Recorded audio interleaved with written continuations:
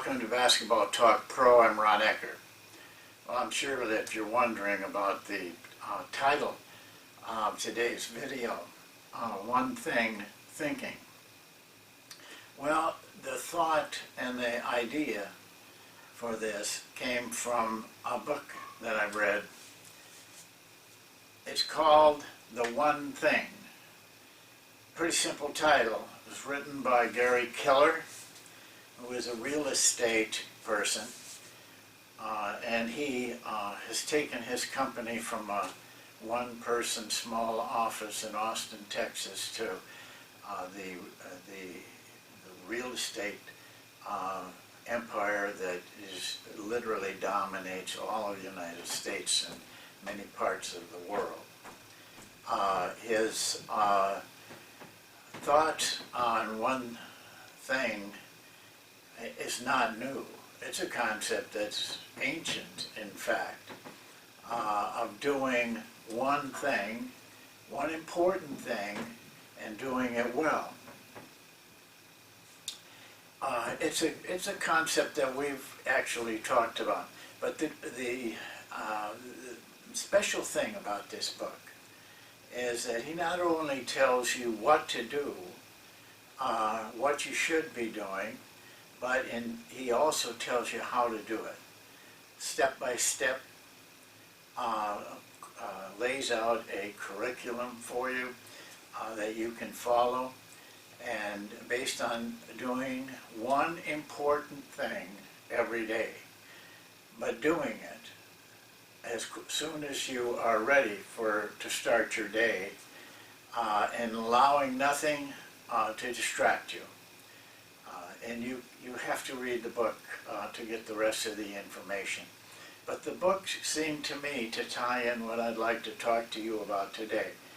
You've heard me say this many times, and especially in preparing practices, but it really holds true in all walks of life. You have to prioritize what work you're doing.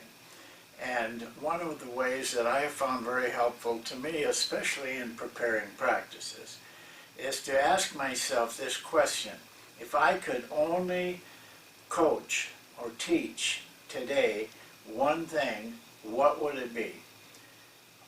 When I can sort that out, that is the linchpin of our practice. And you then can go on to say, if I could coach two things today, what would be the second thing? And you can work your way down the list of things that you want.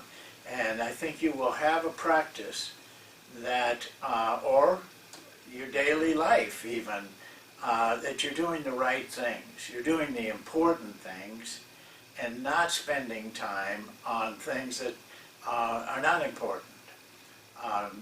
Maybe important, but not to the degree that that one thing is.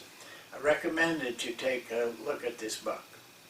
Well, if I looked at how I was going to approach coaches, and I said to myself the same thing, what is the one thing, if I could only coach one thing, if I could only tell them one thing, if I could only give them advice on one thing, it would be, I have no doubt, very confident of this, it would be build a system. I feel that if you have a system, that you avoid so many problems and keep your mind focused on what your real goal is.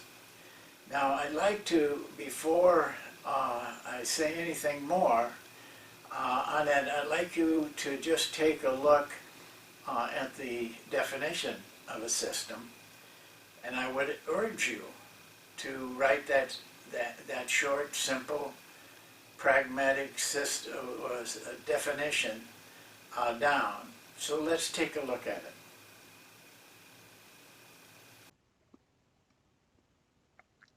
This is a dictionary definition.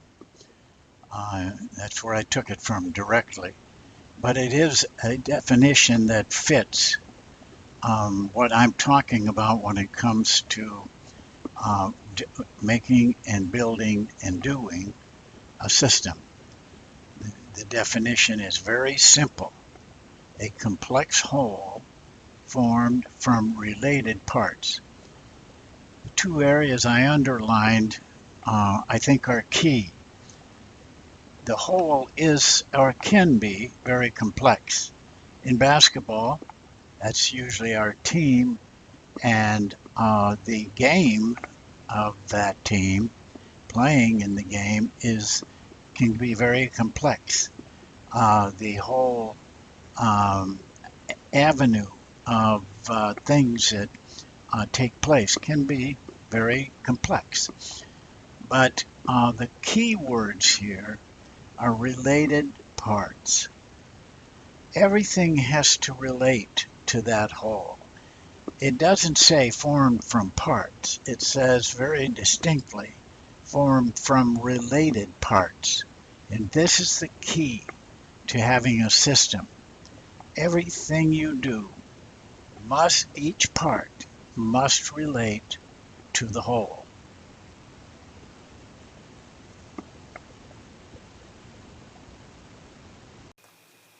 It's a very simple, effective definition. As I said when I showed you the definition, the key is related parts. To every day in practice. Practice the things that relate to your, whatever it is, offense, defense, the system in general. But everything has to relate.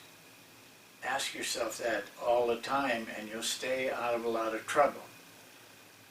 A lot of practices and a lot of coaches, and I'd say probably most, don't know what a system is. They don't know what it is, they don't know why you would have it, and they don't know how to do it. And that probably stops them from even attempting it. But still, it's very, very important. And we will talk more about the how and the why later in other videos. But the main thing I want to bring out to you today is if you don't have a system, what you have as a result of that is kind of a fragmentation approach to things. A part here, a part here, a part over there. Oh, we'll change this. It's a constant change and really excelling in nothing at the end of the day. There's a danger in this fragmentation process that a lot of coaches use. A lot of coaches come to practice, they haven't even got a plan. They just do what they think is right at the time. And they may be right on occasion, but over the long run, they're going to miss out on practicing the right things and the things that account to their success. Because none of that relates to anything, to what they're doing offensively, defensively, or their entire organization. And it results in constantly having to make changes because there is no real place that they're looking to.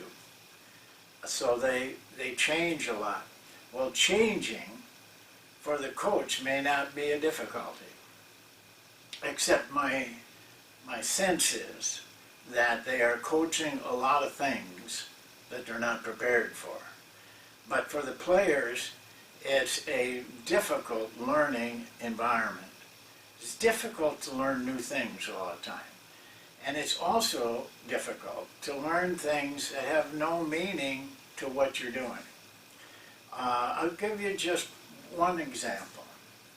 And I think that most of you run some form of a fast break drill that ends in a 3-on-2. you know, filling your lanes and, you know, all the nice things that are said about that. But I'd like you to take a film, count the number of times in a game that you see a 3-on-2. I think you'll be surprised that it happens very, very little. But we spend hours of practice on that and not on what's really happening in a fast break. And we'll talk about that later also. So fragmentation can be a very dangerous thing for a coach.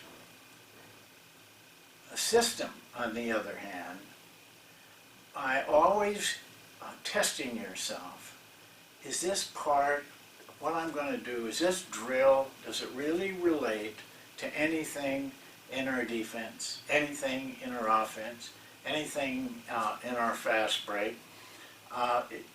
And you will begin to see, if you are diligent in that test, that what happens is it relates, but even more important, it omits what is unnecessary. This is a critical part, because if you're only working on the necessary things, you got plenty of time, and you can get very good at it. You can repeat and repeat and repeat. Much different than the fragmented type of approach. The other thing it does that's very helpful to players in their learning, and to you as a coach, it simplifies everything. It takes away the complexity. You are working with things that players are comfortable with and can get really good at. So then learning is enhanced. Your players learn better, faster, easier. It becomes a comfortable approach. Well, do you have a system? Stop and think about it, coaches. Do you have a system? I'll tell you a way to test yourself, if you have one or not. Define it. Define your system in 2 sentences. Write it down, but no more than 2 sentences. Don't get superfluous. Pin it down. I think you'll find you probably will realize you don't have one. That you are playing and practicing in a fragmented type of situation. That means you got to go to work. If you listen to these videos from time to time, we will work on that very thing, building a system. So I hope that's helpful to you. I recommend that you read the book. I think you'll get a lot out of it. You will find that you can apply it to any part of your life, any kind of business, any kind of profession. It works. It just flat works. Thank you, and we'll see you next time.